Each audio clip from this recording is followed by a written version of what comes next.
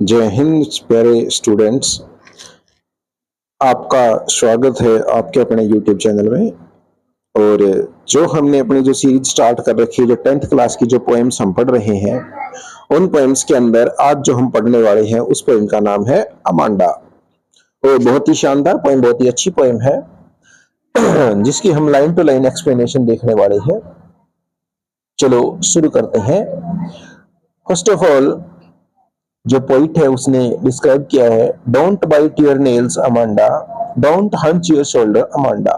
अब अमांडा को उसके पेरेंट्स लगातार इंस्ट्रक्शंस दे रहे हैं कि तुम अपने जो नाखून है वो अपने मुंह से चबाना बंद कर दो, और अपने जो शोल्डर है, कंधे हैं, उनको ऐसे ही झुकाना बंद कर दो, हंचिंग करना बंद कर दो।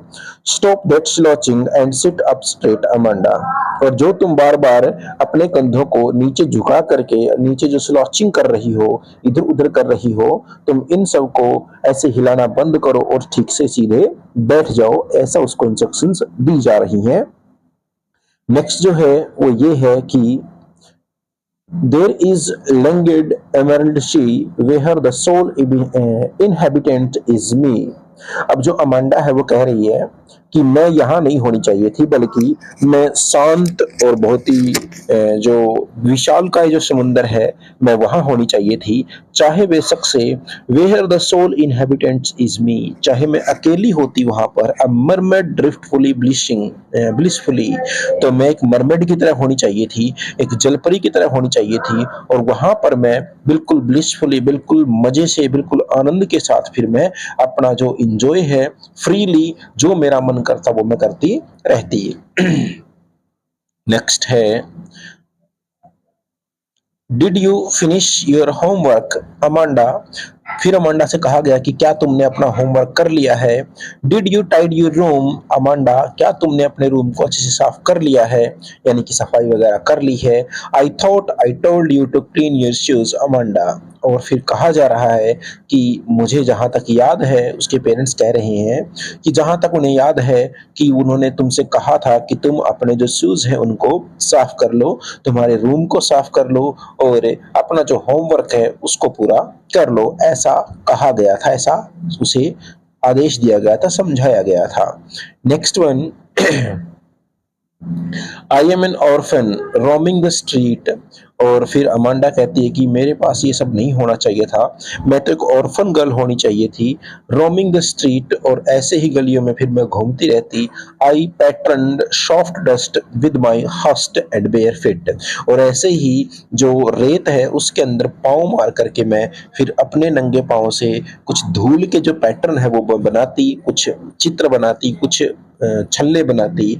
The silence is golden, the freedom is sweet. क्योंकि जो साइलेंस है वो गोल्डन होती है और जो फ्रीडम है वो बड़ी मधुर होती है। तो यहाँ पर जो अमांडा है वो कह रही है कि मेरे को तो है ना बिल्कुल क्या होना चाहिए था, आजाद होना चाहिए था, और बिल्कुल शांति होनी चाहिए थी मेरी लाइफ के अंदर। Next, don't eat that chocolate Amanda. Amanda को फिर से इंस्ट्रक्शन दी जा रही है कि चॉकलेट खाना बंद कर दो, और रिमेंबर योर एक्ने अमांडा, और अपने जो एक्ने है ना उनको याद रखो। Will you please look at me when I am speaking to you Amanda. क्या तुम मेरी तरफ देखोगी जब मैं तुम्हें, मतलब तुम्हें कोई इंस्ट्रक्शंस दी जा रही हो, जब मैं तुमसे बात करूं। तो यानी कि जिसके पेरेंट्स है वो उसे कह रहे हैं कि जब हम तुमसे बात करते हैं तो तुम हमारी तरफ देखा करो, इधर उधर मत देखा करो, हमारी तरफ अपना ध्यान रखा करो, ठीक है। और स्पेशली जो यहाँ पर इंस्ट्रक्शंस देने वाला जो पेरेंट्स है वो अमांडा की मदर लग रही है, या फिर मदर ही है। नेक्स्ट जो उसका लाइन है वो ये है कि I am Rapunzel I have not a care. मैं तो रुपेंजल होती तो भी मुझे कोई दिक्कत नहीं थी, मुझे कोई चिंता नहीं थी। रुपेंजल एक करेक्टर है जो कि टावर हाउस में रहती है, और उस लाइट हाउस के अंदर वो अकेली रहती है। तो अभी आगे जो ये कह रही है वो यूं कह सकते हैं कि भूतिया करेक्टर है Rapunzel. Life is in a tower is tranquil and rare. जो टावर है उसके अंदर जो लाइफ होती है वो ट्रैंक्विल होती है और रेयर होती है, बहुत ही कम अकेलेपन की शांति वाली होती है। I will certainly never let down my bright hair, तो मैं फिर भी अपने जो बाल है वो कभी भी नीचे नहीं गिराती, क्योंकि ये जो कहानी है उससे रिलेटेड कुछ वो साबित ध्यान नहीं आ रही, फिर बाद में कभी। तो जो अमांडा है वो कह रही है कि मैं क्या होनी चाहिए थी, मैं तो रूपेंजल होनी चाहिए थी, और मैं टावर में बिल्कुल आराम से रहती, शांति से रहती, लाइफ बिल्कुल रेयर होती है, लेकिन फिर भी मैं वहाँ पर शांति से अपनी लाइफ को जी लेती। मैं रूपेंजल की तरह अपना और वर्क नहीं करती, जैसे कि वो किया करती, अपने बाल नीचे गिराना और वगैरह वगैरह। नेक्स्ट है, लास्ट वन है, stop that sulking at once Amanda. Amanda से कहा गया है कि जो ये तुम कर रही हो ना, शर्मा रही हो, छिप रही हो, ये सब करना बंद कर दो। You are always so moody Amanda, तुम हमेशा ही क्या हो, मूडी हो, मूडी बनी रहती हो, अपने मूड के काम करती हो।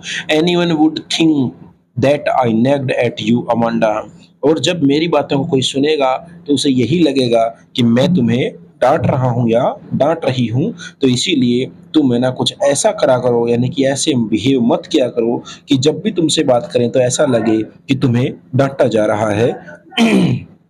तो यहाँ पर एक जो बच्चा है उसकी लाइफ में नॉर्मली जो हो रहा है उसको उसके पेरेंट्स किस नज़रिए से देख रहे हैं और कैसे उसके पेरेंट्स उसको बिहेव कर रहे हैं, उसके ऊपर रिएक्शन दे रहे हैं, ये सब नॉर्मल किसी भी बच्चे की लाइफ में देखने को मिल जाएगा।